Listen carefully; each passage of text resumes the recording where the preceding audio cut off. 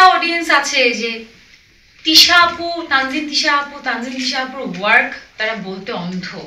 কিছুদিন আগে সম্ভবত আপনি একটা ইন্টারভিউ বলেছিলেন আমাদের মেগাস্টার শাকিব খানের একটা অডিয়েন্স আছে এবং আপনারও একটা শ্রেণীর অডিয়েন্স আছে। তো এই দুইটা যদি এক করা যায় তাহলে সম্ভবত ভালো কিছু হবে সিনেমাতে।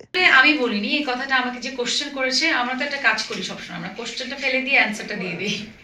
সো এটা একজন মানে কোশ্চেনটা কিন্তু ভুল বলে নাই, ভালো বলেছে, আমি এটাই বলছি, বাট অবশ্যই ভালো বলেছে এবং এটা আমিও অ্যাপ্রিসিয়েট করেছি বলে আমি এটা রিপিট করেছি।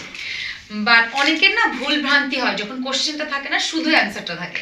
সো যে সেই জায়গা থেকে আমি বলছি এটা কিন্তু একটা সত্যি কথা এবং এটা অনেকে বিশ্বাস করে, হয়তো আপনারা এটা বিশ্বাস করেন যে আমার জায়গা থেকে আমার একটা অডিয়েন্সের জায়গা আছে, সাকিব ভাইয়ের তো আরও অনেক বড় অডিয়েন্সের জায়গা আছে।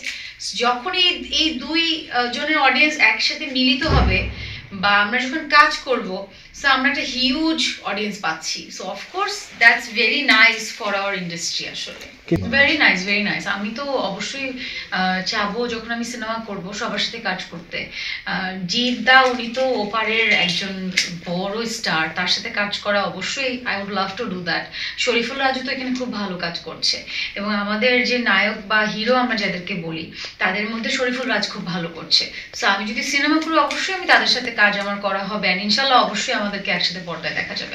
এরকম যদি হয়ে যায় যে শাকিব খানও একটা অফার এসেছে, জিতেরও এসেছে, তো দুইটাই সব করব, মানে কোনটা আগে প্রায়োরিটি দিবেন? না না না, আমার সব প্রায়োরিটি। আমি হয়তো ডেট আগে আগাবো পিছাবো, বাট দুটোই করব, বা দুটোর গল্প পছন্দ হলে অবশ্যই দুটো করতে চাই। অনেকগুলো বছর ধরে আপনি কাজ করে যাচ্ছেন, অভিনয়ের সাথে যুক্ত আছেন, তো এই ক্যারিয়ারের প্রাপ্তি অপ্রাপ্তির বিষয়গুলো আপনি কিভাবে দেখেন? প্রাপ্তি একটাই যে আপস অ্যান্ড ডাউন তো সব জায়গায় থাকে, বাট প্রাপ্তি একটাই আমি বলতে চাই, আমার দর্শকের ভালোবাসা। ও মাই গড, এটা না আসলে আমি বলার জন্য বলি না, আমার দর্শক হয়তো অনেক কোটি কোটি মানুষ না, বাট যতটুকু দর্শক আছে তারা যে এত পিওর, তারা যে এত strong, what ever happened, what ever যাই হয়েছে না কেন, মানে লাইফে বা ক্যারিয়ারে, একটা অডিয়েন্স আছে যে তিশা আপু, তানজিন তিশা আপুর ওয়ার্ক তারা বলতে অন্ধ।